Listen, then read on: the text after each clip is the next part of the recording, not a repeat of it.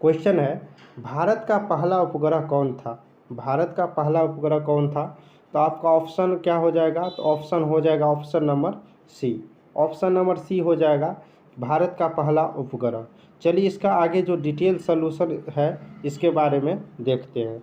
जैसे आर्यभट्ट के बारे में आगे लिखा गया है, आर्यभट्ट भारत का पहला कृत्रिम उपग्रह है। कृत्रिम का मतलब मानव निर्मित है, जिसे 19 अप्रैल 1975 को सोवियत संघ से लॉन्च किया गया था, यानी कि सोवियत संघ के द्वारा लॉन्च किया गया था। और इसका नाम प्राचीन भारतीय वैज्ञानिक, गणित या वैज्ञानिक बोल सकते हैं या खगोल शास्त्री बोल सकते हैं, उनके नाम पर रखा गया है। उनका नाम क्या है? तो आर्यभट्ट, आर्यभट्ट के नाम पे रखा गया। और इसका उद्देश्य क्या था? तो एक्सरे और सौर विकिरण का अध्ययन करना। और इसका आपका इंग्लिश में बाइलिंगुअल मिलेगा, बाइलिंगुअल इसका एक्सप्लेनेशन है, तो आप इसको पॉज करके देख सकते हैं। चलिए नेक्स्ट क्वेश्चन की ओर चलते हैं। क्वेश्चन है सेकेंड में, योजना आयोग की स्थापना कब हुआ था? योजना आयोग की स्थापना कब हुआ था? तो ऑप्शन इसका क्या हो जाएगा? तो ऑप्शन नंबर इसका हो जाएगा ए। ऑप्शन नंबर ए हो जाएगा, योजना आयोग 1950 में इसकी स्थापना की गई थी। चलिए इसका डिटेल सोल्यूशन क्या है तो इसके बारे में जान लेते हैं। योजना आयोग की स्थापना 15 मार्च 1950 को प्रधानमंत्री जवाहरलाल नेहरू के द्वारा की गई थी। इसका उद्देश्य पंचवर्षीय योजनाओं को बनाना और लागू करना था। इसे 2014 में भंग कर दिया गया और इसकी जगह नीति आयोग की स्थापना की गई। तो योजना आयोग का जो प्रथम अध्यक्ष पूछा जाता है तो ये कौन कौन होता है? तो भारत के प्रधानमंत्री होते हैं। तो पहले योजना आयोग का सबसे पहला अध्यक्ष कौन बना था? तो पंडित जवाहरलाल नेहरू के द्वारा, पंडित जवाहरलाल नेहरू बने थे। और अभी वर्तमान में अभी उनके जगह पे क्या आ गया है? तो नीति आयोग आ गया है। और ये क्वेश्चन पूछा जाता है कि नीति आयोग की स्थापना कब हुआ था? NITI, नीति आयोग, नीति आयोग की स्थापना कब हुआ था? तो 2015 में हुआ था, जनवरी 2015 में। आप नीति का फुल फॉर्म कमेंट बॉक्स में टाइप कीजिए। नेक्स्ट क्वेश्चन है आगे, अगला क्वेश्चन है, भारतीय संविधान में कितनी अनुसूचियां हैं? तो भारतीय संविधान में कितनी अनुसूचियां हैं? तो इसका राइट आंसर क्या हो जाएगा? इसका राइट आंसर हो जाएगा आपका ऑप्शन नंबर बी, 12। इसका राइट आंसर क्या हो जाएगा? 12। चलिए इसका एक्सप्लेनेशन देखते हैं। इसके एक्सप्लेनेशन में है कि भारतीय संविधान में मूल रूप से 8 अनुसूचियां थी। पहले कितना था? तो 8 था, लेकिन अब कितना हो गया है? तो अब बढ़ करके कितना हो गया है? 12 हो गई है। और 12वीं अनुसूची को 74वें संविधान संशोधन 1992 के माध्यम से जोड़ा गया था। चलिए चलते हैं नेक्स्ट क्वेश्चन की ओर। अगला क्वेश्चन क्या है? अगला क्वेश्चन है, कंचनजंगा पर्वत किस राज्य में स्थित है? यानी कि Kanchenjunga mountain is located in which state? तो इसका राइट आंसर क्या हो जाएगा? तो इसका राइट आंसर हो जाएगा सिक्किम हो जाएगा। यानी कि सिक्किम में क्या है? कंचनजंगा है।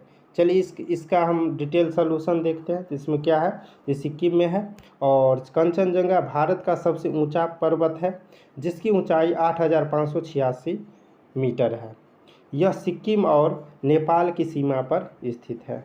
चलिए आप सिक्किम की राजधानी बता दीजिए और नेपाल की राजधानी बता दीजिए।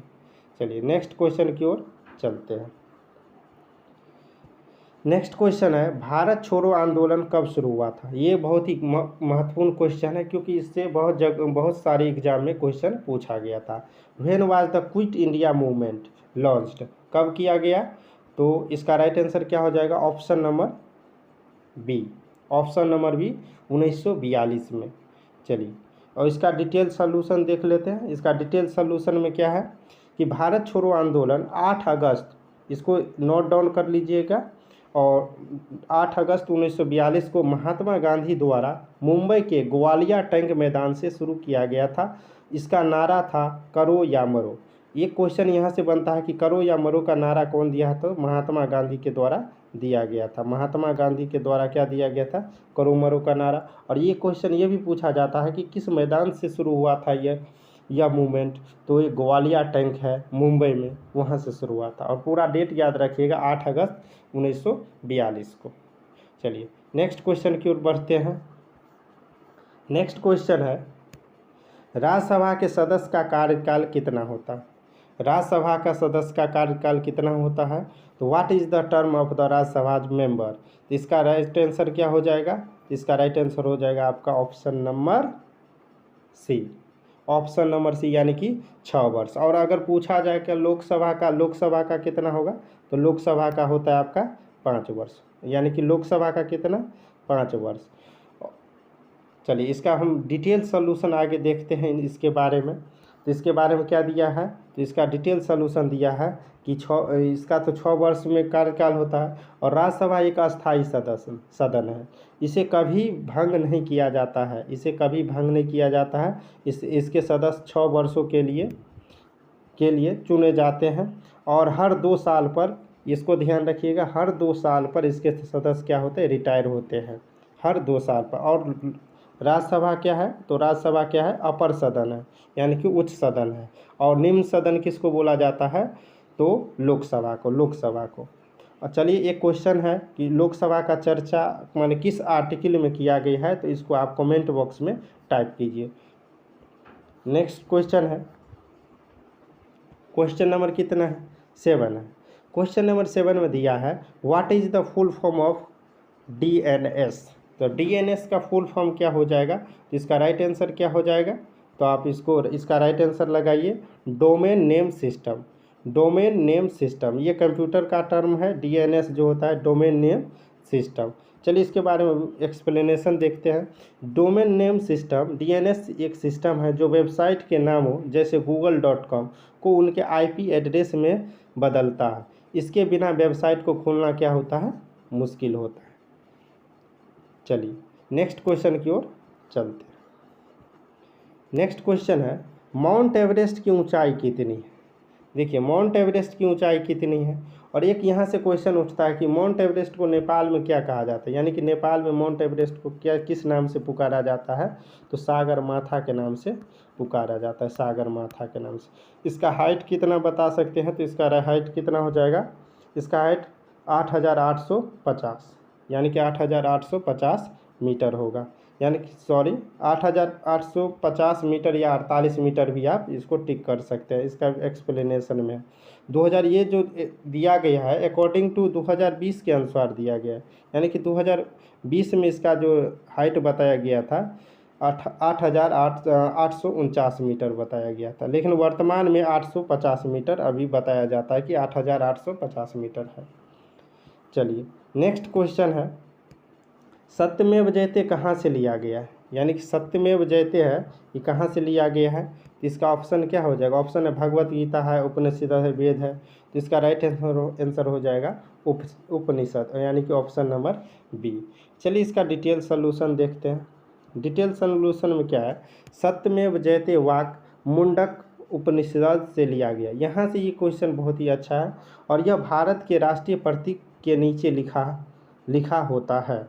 इसका अर्थ होता है सत्य की ही विजय होती है, यानी सत्यमेव जयते का अर्थ होता है सत्य की ही विजय होती है। और इसका एक्सप्लेनेशन क्या दिया हुआ है? इसका एक्सप्लेनेशन बाइलिंगुअल दिया गया है। अगर इंग्लिश का स्टूडेंट है तो आप बाइलिंगुअल मतलब इंग्लिश दिया गया है, आप इंग्लिश भी और हिंदी भी पढ़ सकते हैं। अगर वीडियो अच्छा लगता है तो आप क्या कीजिए, इसको शेयर भी कीजिए और सब्सक्राइब भी कीजिए। आपकी शेयर और सब्सक्राइब से, लाइक से ही हम मोटिवेट होते हैं और आगे वीडियो बनाने के लिए हम जल्द से जल्द कोशिश करते हैं। चलिए नेक्स्ट क्वेश्चन की ओर चलते हैं। ये भी क्वेश्चन बहुत ही इंपॉर्टेंट है, काफ़ी बार रेलवे में डिस्कस किया गया, माने ये रेलवे के एग्जाम में भी आया है। चलिए इसका क्वेश्चन का आंसर क्या हो? Who discovered the Raman effect, यानी रमन प्रभाव का खोज कौन किया था? तो इसका राइट आंसर क्या हो जाएगा? इसका राइट आंसर क्या हो जाएगा? CV रमन। ये बहुत ही फेमस साइंटिस्ट थे। किससे? तो फिजिक्स से इनका संबंध था। किससे? तो फिजिक्स से। चलिए इसका डिटेल सोल्यूशन क्या देख लेते हैं। यहाँ पे बहुत अच्छा सोल्यूशन दिया गया है। CV रमन ने 1928 में रमन प्रभाव की खोज की, यानी कि किस प्रभाव की? तो रमन प्रभाव। कब किया गया? तो 1928 में। और उन्हें इसके लिए 1930 में, इसको याद रखिएगा, 1930 में भौतिक का नोबेल पुरस्कार मिला था। भौतिक का नोबेल पुरस्कार मिला था। इस खोज की याद में 28 फरवरी को राष्ट्रीय विज्ञान दिवस मनाया जाता है। यानी कि राष्ट्रीय विज्ञान दिवस 28 फरवरी को इसी की खोज की याद में मनाया जाता है। आप एक क्वेश्चन है होमवर्क में, इसको आप टाइप कर दीजिएगा कि इस बार राष्ट्रीय विज्ञान दिवस का थीम क्या था। ठीक है, चलिए इसी प्रकार अगर आपको वीडियो अच्छा लगता है तो आप वीडियो को शेयर कीजिए, चैनल को सब्सक्राइब कीजिए और लाइक कीजिए। फिर मिलते हैं अगली वीडियो में। जय हिंद, जय भारत, बाय बाय।